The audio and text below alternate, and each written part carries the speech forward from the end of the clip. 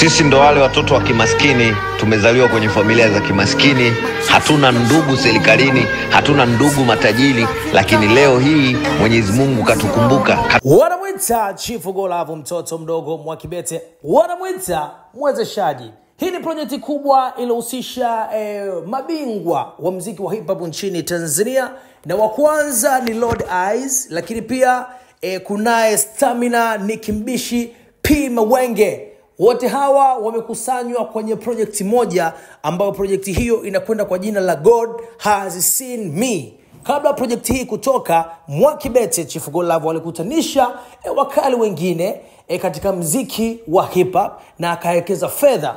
Yes, na project ile ilikwenda kwa jina la Money Talk, na ikawa ni moja project ambayo ilizua maneno mengi sana kwenye mitandao ya kijamii. The way ambavyo ilivyokuwa inaanza, yani kwanza ule muziki unavyoanza, intro yake kuna maneno fulani hivi yenye spiritual healer yalikuwa yakisikika, na maneno haya alikuwa akiyazungumza wa kumuita Chief Godlove Mwakibete. Sasa leo tunakusogezea update kuhusiana na issue ya huu muziki mpya ambao unatamba, na muziki huu umekutanisha wakala wa muziki wa hip hop akiwemo P Mawenge, Lord Eyes, Stamina pamoja na Nicki Mbishi.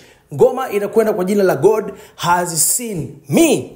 Of course hii ni kubwa kuliko. Kwa taarifa za awali, Godlove Jacob Mwakibete anaeleza kwamba amepanga au amedhamiria kuwekeza zaidi ya shilingi bilioni 2 katika muziki wa hip hop nchini Tanzania, na hii italeta chachu kubwa sana, na wengi wameshakuwa wakibisi sana kwamba muziki wa hip hop ni muziki ambao huwezi kutengeneza fedha nyingi, ni muziki ambao huwezi kuingiza fedha nyingi kulinganisha na muziki ya aina nyingine. Mimi naitwa Abraham 255 kutoka Bongo 5 TV, na kuacha na hii hapa kubwa ni issue nzima ambayo imeweza kukutanisha vigogo wa muziki wa hip hop nchini Tanzania akiwa P Mawenge, Lord Eyes, Stamina na wengine kadhaa.